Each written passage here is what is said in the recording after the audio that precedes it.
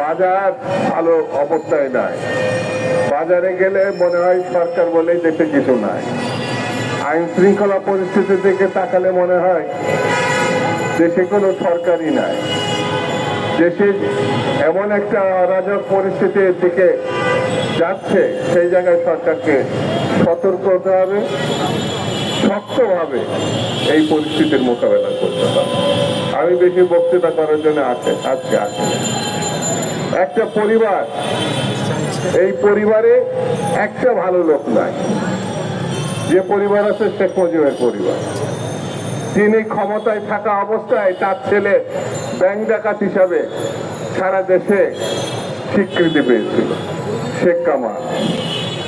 এখানে আমাদের সালাম ভাই বসে আছে, সেই সময় সে ডাকসু নির্বাচনের সময় এই শেখ কামাল ব্যালট বাক্স নেতৃত্ব দিয়েছিল।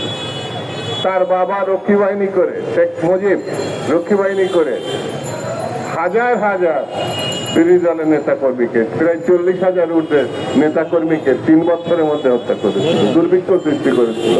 এবং সেই দুর্ভিক্ষের লক্ষ লক্ষ মানুষকে তিনি মৃত্যুর দিকে ঠেলে দিয়েছেন।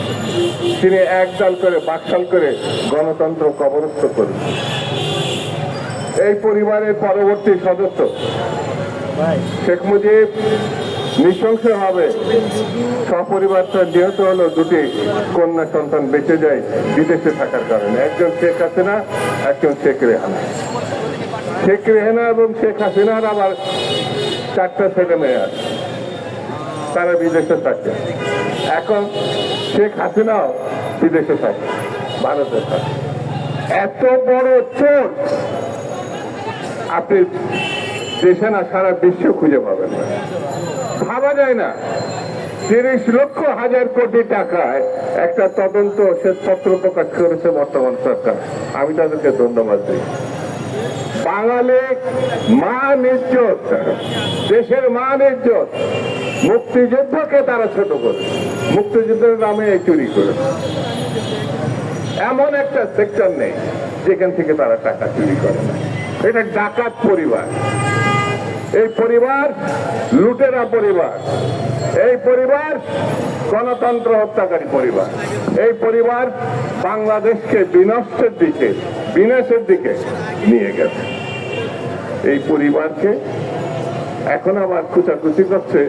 তিনি যে কোনো সময় নাকি ঠুস করে দিতে, এই ঠুসঠাস শব্দ তার খুব পছন্দ। এক সময় বেগম জিয়াকে হত্যা করবে বলে তিনি প্রকাশ্যে বলেছিলেন, পদ্মা সেতু থেকে তিনি ফেলে দিবেন, টাস করে ফেলেন।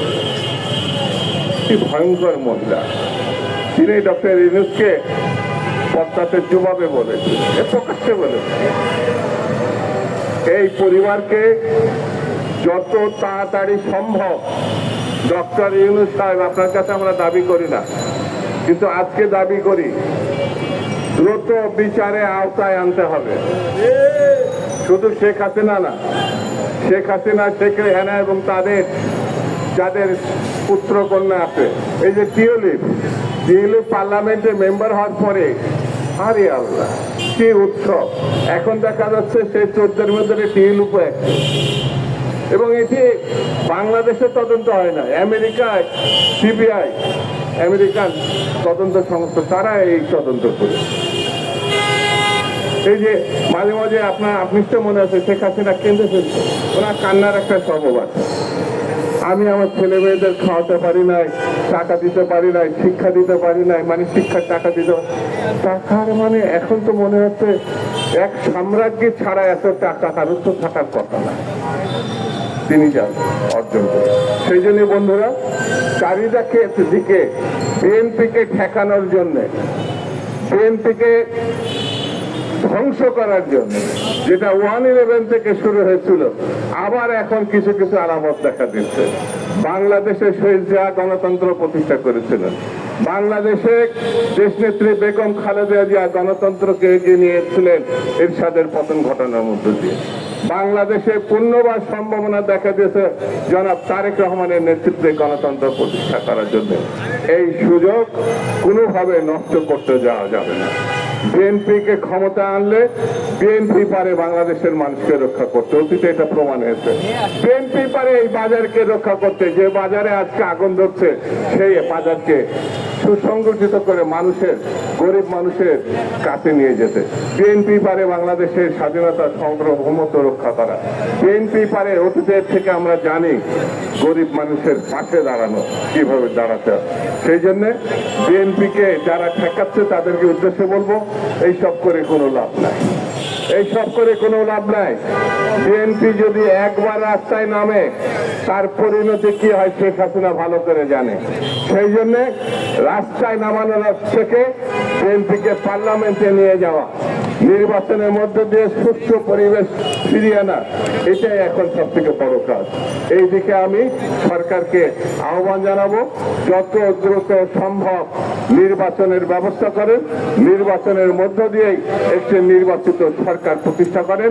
তাহলে 24-এর যে চেতনা, 24-এ যে গণ অভ্যুত্থানের লক্ষ্য, সেটি পূরণ করা সম্ভব হবে। আমি সবাইকে ধন্যবাদ, সবাইকে শুভেচ্ছা জানিয়ে